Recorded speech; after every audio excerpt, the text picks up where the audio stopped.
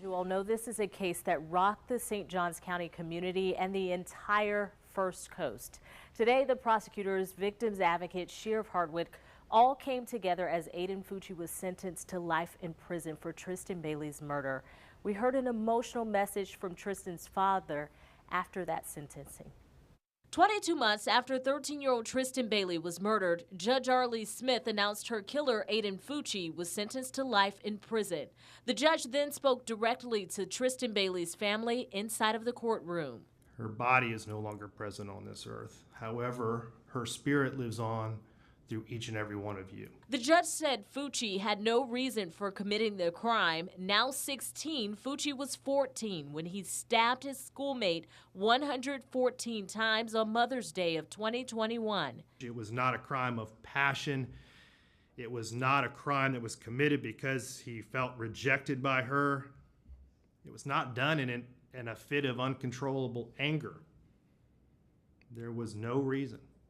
There was no purpose. It was done for no other reason than to satisfy this defendant's internal desire to feel what it was like to kill someone. For the first time since the crime, Tristan's father, Forrest Bailey, stood before media to speak about his daughter.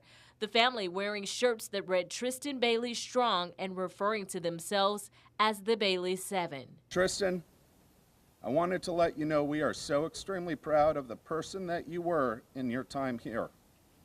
We have seen that when you went out into the world, you gave it your very best.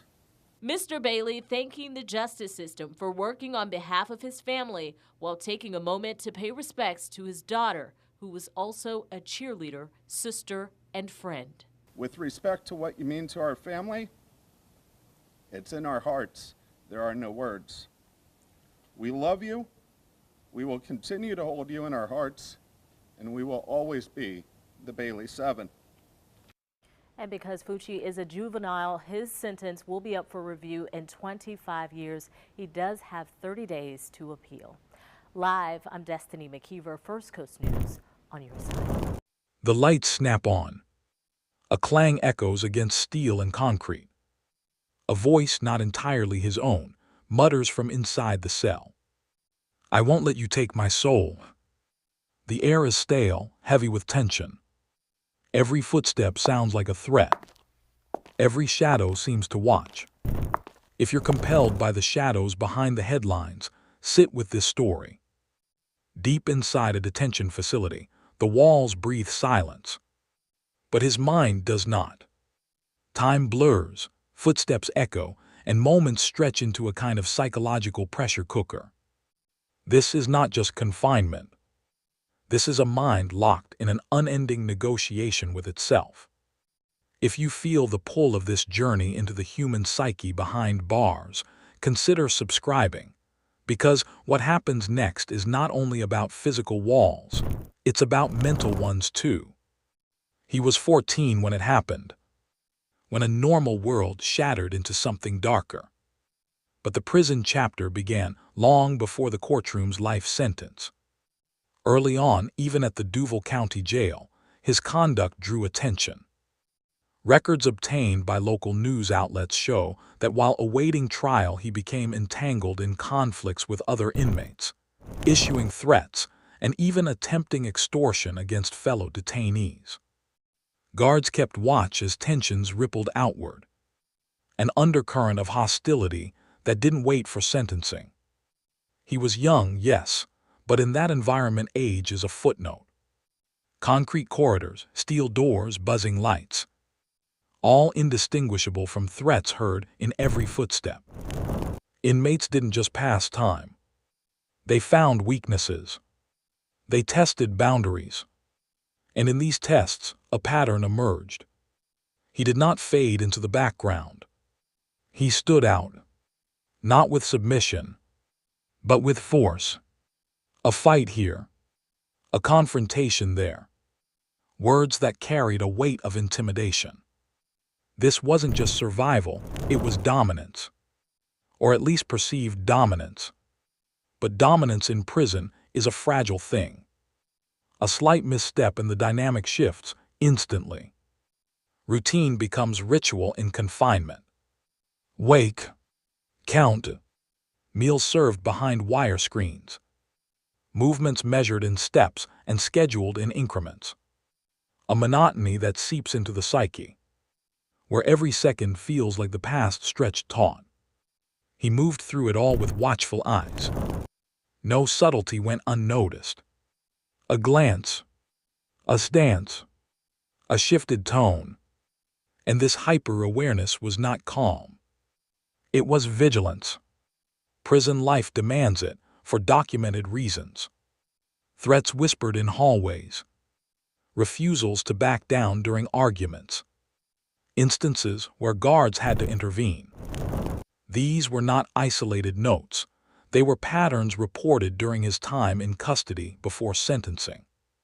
Every sound became another layer of uneasy interpretation. Outside, the sentence was handed down. Life in prison. No possibility of death penalty, because of his age at the time of the murder. But life imprisonment is not freedom from consequence. It's a new kind of psychological confinement. After sentencing, he was transferred to a correctional institution with a juvenile unit, a place that provides structure, intake assessment programs, but still within walls that echo and ceilings that confine. Here, the environment is regimented. Strict schedules, limited interaction, structured movements. Opportunities like educational courses or vocational programs exist, but come with psychological weight, because growth must occur within boundaries others set. Routine here is not just survival, it's compulsive. Wake, walk, work if assigned, return to the cell. Repetitions mount. The mind wanders. What does one think when every day feels mapped out by external forces? Some behaviors documented early, threats, confrontations with other inmates, may fade with routine. But the internal struggle does not. Life in prison chips away at certainty. There are the interactions, the guarded nods, the brief exchanges. But most are filtered through caution. Prison hierarchy matters. Position matters. Each conversation is a negotiation. Each silence an assessment. Unpredictability, the greatest threat. But it is also the unseen force. It was not just about physical space. It was about psychological presence. The mind never truly rests. Inside the cell, he pens thoughts. Letters that carry an apology. Self-reflections written in cramped handwriting from within these walls. But paper can only hold so much. Thoughts swirl in loops, fear, dominance, survival, regret. And the line between them blurs with every ticking second. Routine becomes obsession. Patterns feel loaded with meaning. Silence waits like a predator. Footsteps are louder when they don't belong to guards. Glares feel heavier when cast by other inmates. Moments stretch into psychological landscapes where the only escape is the self. In solitude, fear becomes texture. Paranoia becomes rhythm. And that is the prison most do not see. Not walls, not bars, but the inner terrain fraught with unanswerable questions. If this exploration into the unseen psychological landscape inside prison held your attention, if you want more documentary-style dives beyond the verdicts and headlines, consider subscribing. Because behind the yellow tape, the story is never just one thing.